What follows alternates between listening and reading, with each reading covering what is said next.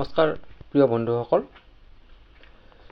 এপ্ৰিল 2026 এই মাহটোৰ মান্থলি ৰাশিফল লৈ মই আপোনালোকৰ সন্মুখত পূজাৰী ভদ্ৰকান্ত শৰ্মা।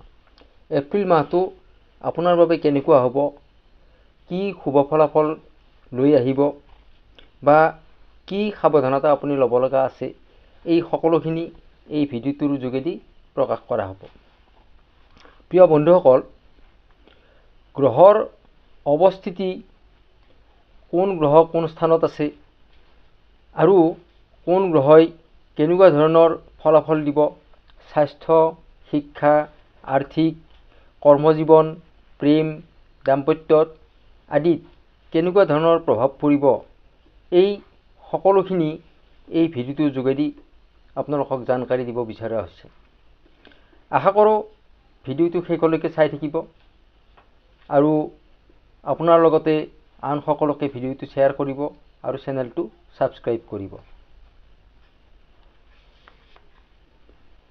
মেষ ৰাশি। মেষ ৰাশিৰ আৰম্ভ কৰিছোঁ স্বাস্থ্যৰ পৰা। মেষ ৰাশিৰ অধিপতি গ্ৰহ হৈছে মংগল আৰু মংগল গ্ৰহ এই মাহত থাকিব 12 নম্বৰ স্থানত, লগত থাকিব সূৰ্য। 12 নম্বৰ ঘৰটো কুণ্ডলীৰ বাবে বৰ ভাল ঘৰ হিচাপত ধৰা নহয়। এই ঘৰটোৰ পেটৰ অসুখ, ইমিউনিটি কম হোৱা, এই আটাইখিনি যোগ দেখা যায়। ইমিউনিটি কম হোৱাৰ লগে লগে আপোনাৰ পেটৰ সমস্যা, চৰ্দি, কাহ, সাধাৰণ জ্বৰ, এনেকুৱা ধৰণৰ সমস্যাবোৰে আপোনাক দেখা দিব। অৱশ্যে এনেকুৱা নহয় যে আপুনি বিচনাত পৰি থাকিব লাগিব বা আপুনি মেডিকেলত ভৰ্তি হ'ব লাগিব। এইটো এটা সাধাৰণ ইমিউনিটি আপোনাৰ কম হোৱাৰ কাৰণে এনেকুৱা ধৰণৰ সমস্যাবিলাকে আপোনাক সঘনাই দেখা দি থাকিব পাৰে। 14 এপ্ৰিলৰ পৰা যেতিয়া সূৰ্য মীন ৰাশিৰ পৰা মেষ ৰাশিলৈকে স্থানান্তৰিত হ'ব, মেষ ৰাশিত প্ৰৱেশ কৰিব, এই সকলোবোৰ সমস্যা আপোনাৰ লাহে লাহে ঠিক হৈ আহিব। শিক্ষাৰ ক্ষেত্ৰত পঞ্চম স্থানটো হৈছে শিক্ষাৰ স্থান আৰু এই স্থানত কেতু অৱস্থান কৰি থকাৰ কাৰণে আপোনাৰ শিক্ষাৰ ক্ষেত্ৰত কিছু কষ্ট পাব। আপোনাৰ মনত কনফিউজন ভাৱ থাকিব। ধৰি লওক আপুনি ছায়েন্সত পঢ়ি আছে,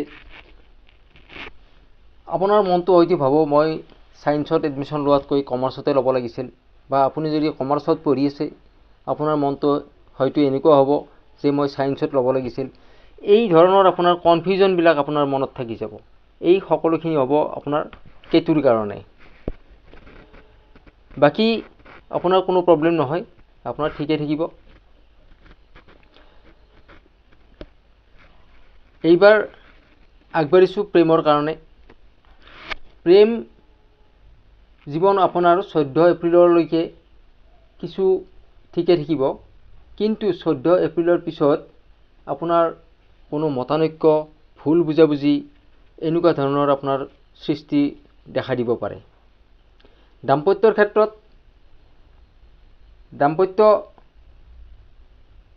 ক্ষেত্ৰত আপোনাৰ শুক্ৰ স্বগৃহত থকা বাবে দাম্পত্য জীৱন আপোনাৰ ভাল।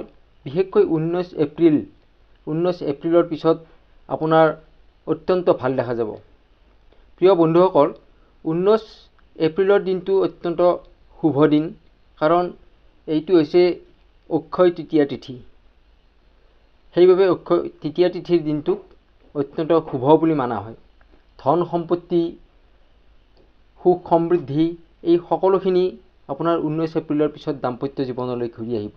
ভ্ৰমণৰ বাবে আপোনাৰ যদি কোনো প্লেনিং কৰা আছে আপোনাৰ সফল কৰিব পাৰিব, আৰু যদি কোনো প্লেনিং নাই তেনেহ'লে আপুনি প্লেনিং কৰিব পাৰে। বিশেষকৈ বিদেশ ভ্ৰমণৰ কাৰণে এই সময়টো অত্যন্ত শুভদায়ক হ'ব।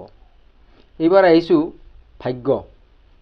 ভাগ্যস্থান আপোনাৰ এপ্ৰিল মাহত বহুত ভাল, কিন্তু আপোনাৰ শনিৰ দৃষ্টিৰ বাবে আপোনাৰ যি কৰ্ম সেই কৰ্মত কিছু লেজি হ'ব পাৰে, কিন্তু সফলতা আপোনাৰ আহিবই। নতুন কোনো আপোনাৰ জব আপুনি পাব পাৰে বা আপোনাৰ কোনো কৰ্ম পৰিৱৰ্তন আপুনি কৰিব পাৰে।